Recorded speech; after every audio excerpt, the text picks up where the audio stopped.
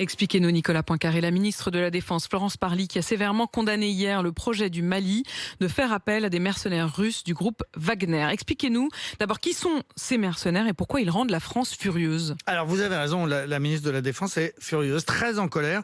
Hier elle a estimé que les autorités maliennes s'essuient les pieds sur le sang des soldats français au moment même où on rendait hommage aux invalides, au dernier soldat mort au Mali, le caporal-chef Maxime Blasco. Le Mali s'essuie les pieds sur nos morts, la phrase de Florence Parly est très forte. Les raisons de cette colère, c'est un contrat que le gouvernement malien s'apprête à signer avec une société privée russe, le groupe Wagner, pour l'envoi de 1000 soldats qui viendraient donc participer à la lutte contre les djihadistes en parallèle de l'action des 5000 soldats français. Le gouvernement malien, qui est au pouvoir depuis le printemps dernier après un putsch, entretient de très mauvais rapports avec Paris. Il entend se rapprocher de Moscou pour ne plus dépendre entièrement de l'armée française. Mais tout cela est inacceptable. La France n'entend pas que notre armée cohabite ni collabore avec des mercenaires, et on en est là.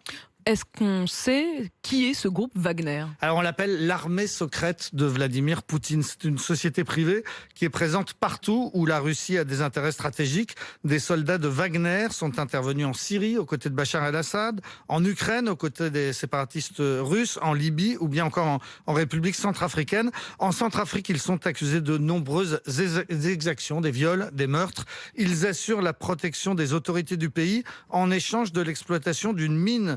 Autrement dit, c'est en quelque sorte une guerre qui s'autofinance. 3 journalistes russes qui étaient venus enquêter sur ces magouilles ont été retrouvés assassinés il y a 2 ans. Qui sont les dirigeants de cette armée privée ? Alors ne cherchez pas leur nom dans les registres du commerce parce que Wagner n'est enregistré nulle part. C'est une entreprise qui n'a pas d'adresse, pas de numéro de téléphone.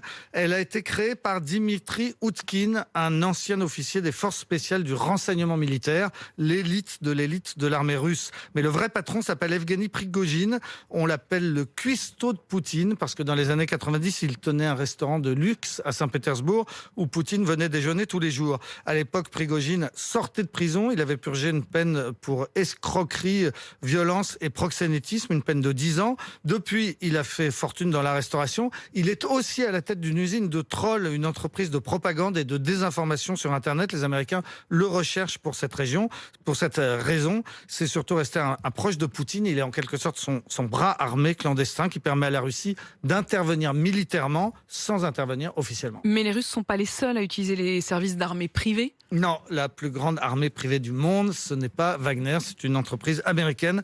Elle s'appelait Blackwater, elle vient d'être baptisée Academy comme si c'était une école ou un centre de formation, alors qu'on parle bien d'un groupe de mercenaires. En anglais, on dit les contractors pour parler de ces soldats qui passent des contrats dans le privé. Academy Blackwater a un centre d'entraînement en Caroline du Nord qui a vu défiler 50 000 hommes.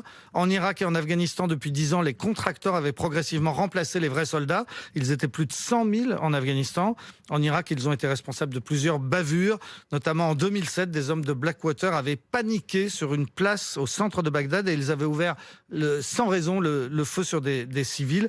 À l'époque, Blackwater employait 100 000 hommes, des Américains, des Irakiens, mais des gens qui viennent d'un peu partout. C'est un peu l'international des mercenaires.